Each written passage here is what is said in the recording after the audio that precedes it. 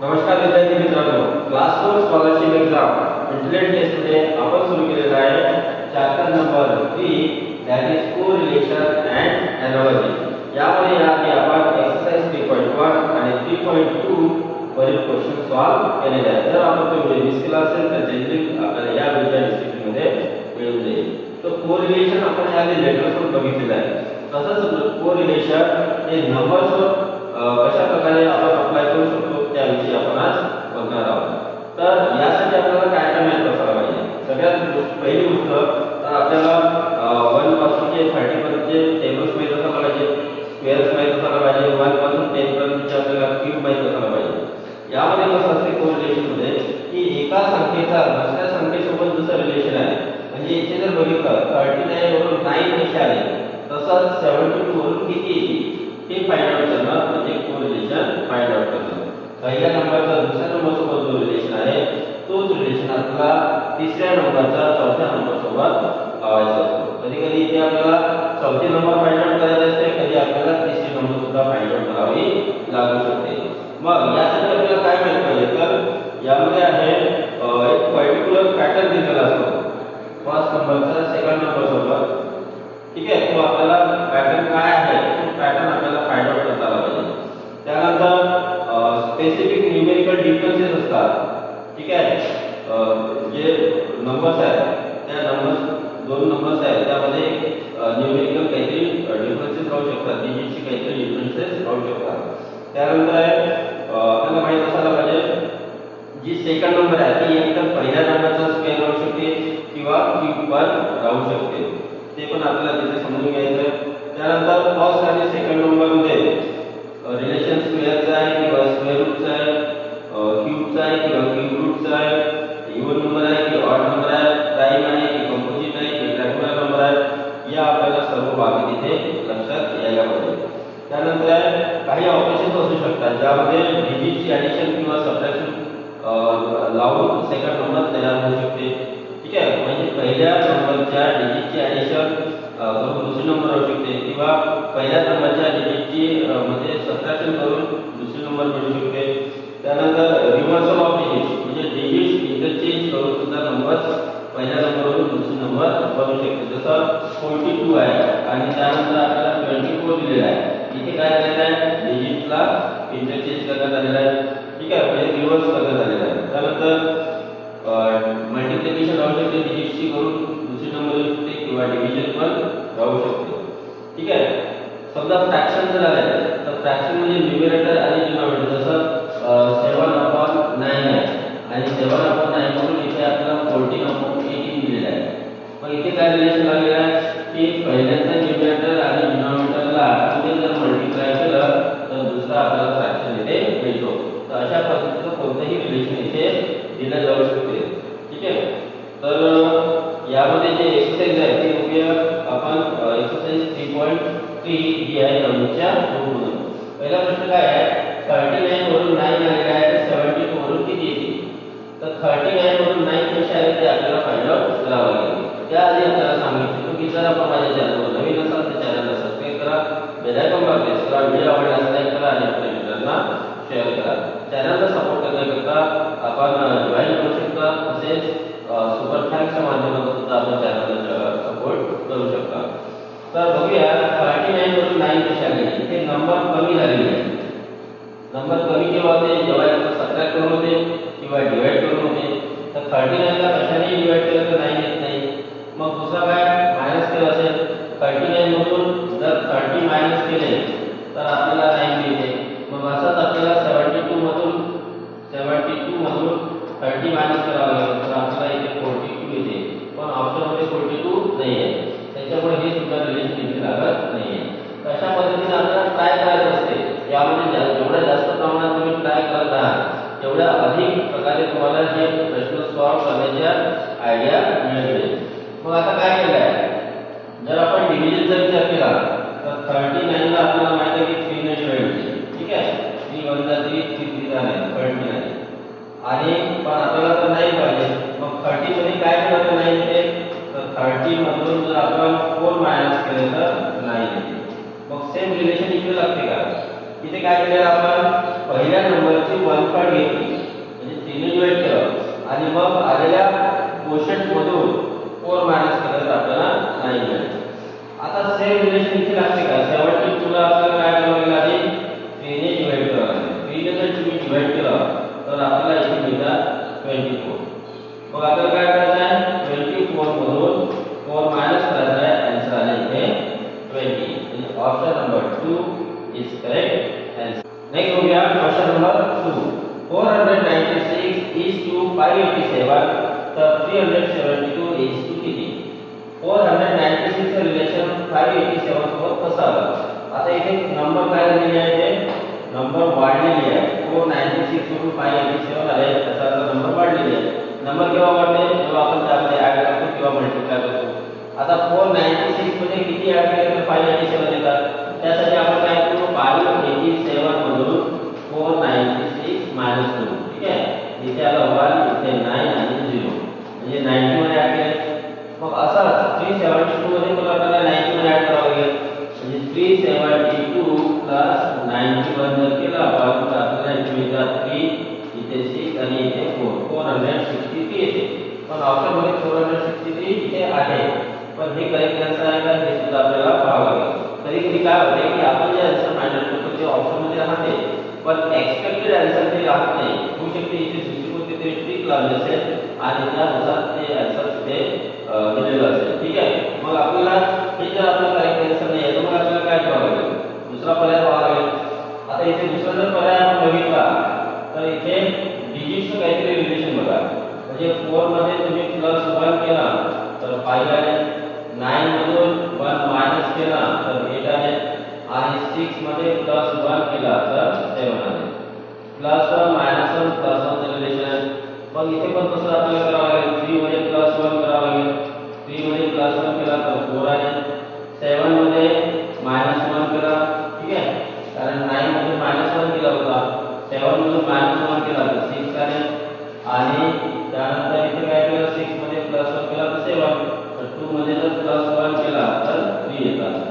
ठीक आहे. म्हणजे 463 इथे सुद्धा आलेले आहे. ठीक आहे. म्हणून आपण जे पहिला आन्सर काढला 463 दॅट इज करेक्ट आन्सर. तर तुम्ही इथे याही पद्धतीने करू शकता किंवा याही मेथडने करू शकता. नेक्स्ट बघूया क्वेश्चन नंबर 3. 84 is to 48 तर 93 is to किती. आता इथे 84 वरून 48 कसे आले ते आपण जर फाइंड आउट करू शकलो तर त्याच पद्धतीने आपण 93 वरून पुढची नंबर फाइंड आउट करू शकतो.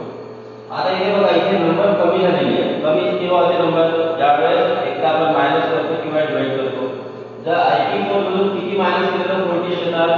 तर 84 मधून डायरेक्ट तुम्ही 48 ला मायनस करा तर इथे तुम्हाला किती मिळतात 40 मायनस 8 6 झाले 7 मायनस 4 3 36.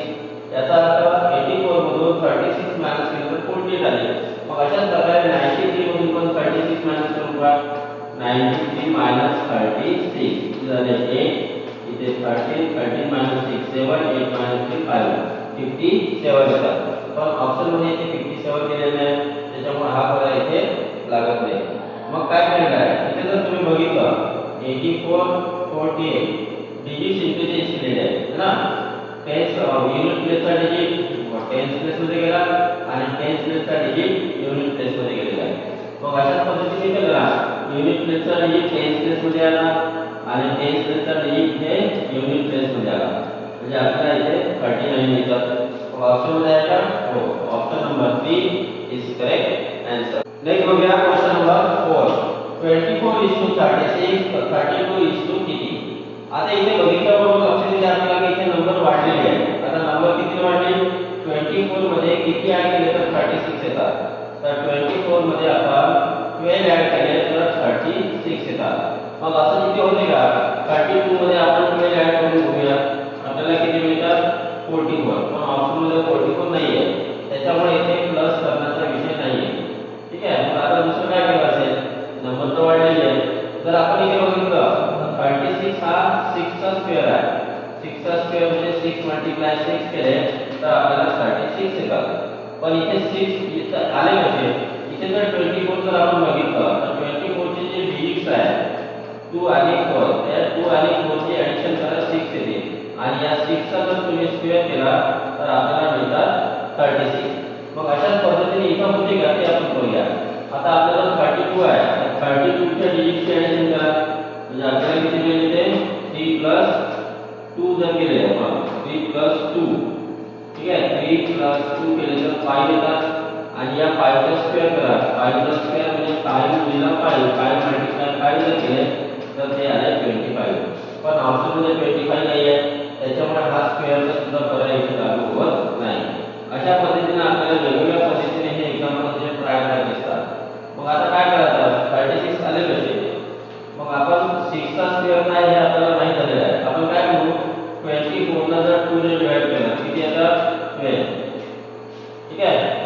आणि मग 12 मध्ये 12 ला जर 3 ने गुणा केला तर आपल्याला मिळेल इथे 36, ठीक आहे. म्हणजे पहिल्या संख्येचे हाफ करायचे, जे उत्तर आलं त्याला 3 ने गुणा करायचा. मग असं इथे होते का, तर 32 ला 2 ने भाग द्या तर ते आले 16, आणि 16 ला 3 ने मल्टिप्लाय करा तर आपल्याला किती मिळतात 48. ऑप्शन मध्ये आहे का, तर option number 2 is correct answer. Next हो गया क्वेश्चन नंबर 5. 28:58 तर 16 किती.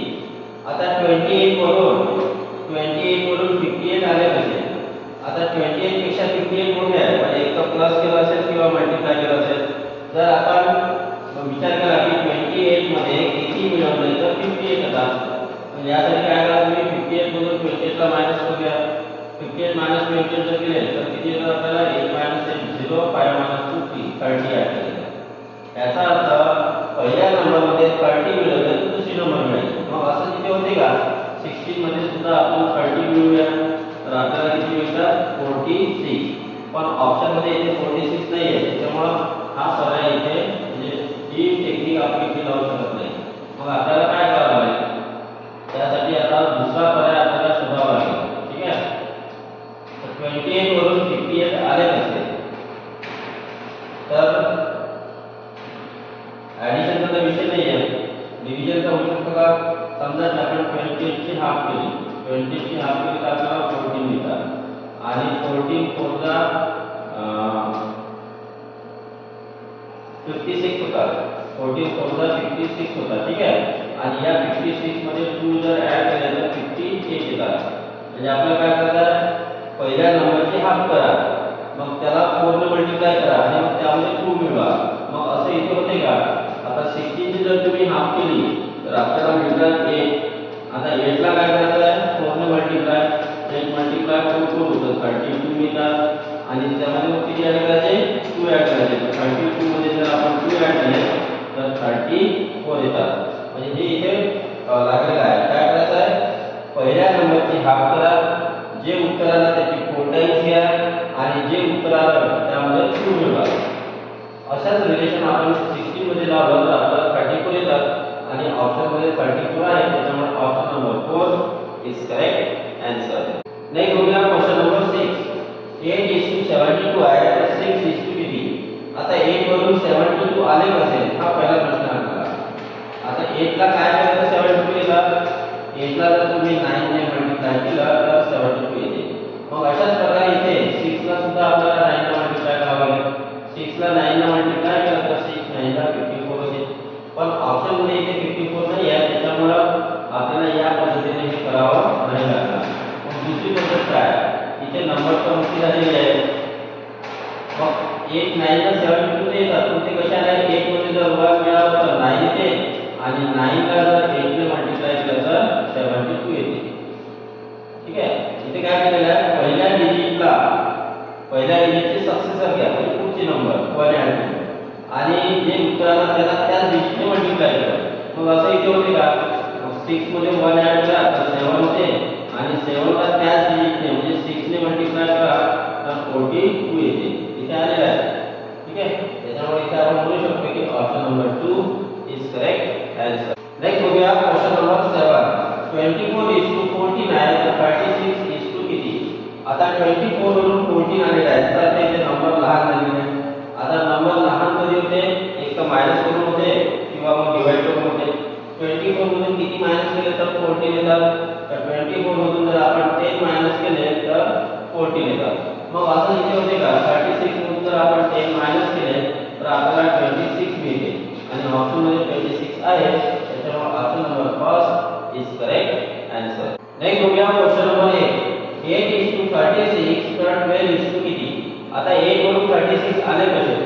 तर आपण जर इथे बघितलं तर नंबर वाढलेले आहे. नंबर वाढले याचा अर्थ एक तर मल्टिप्लाय करून येऊ शकते किंवा प्लस करून.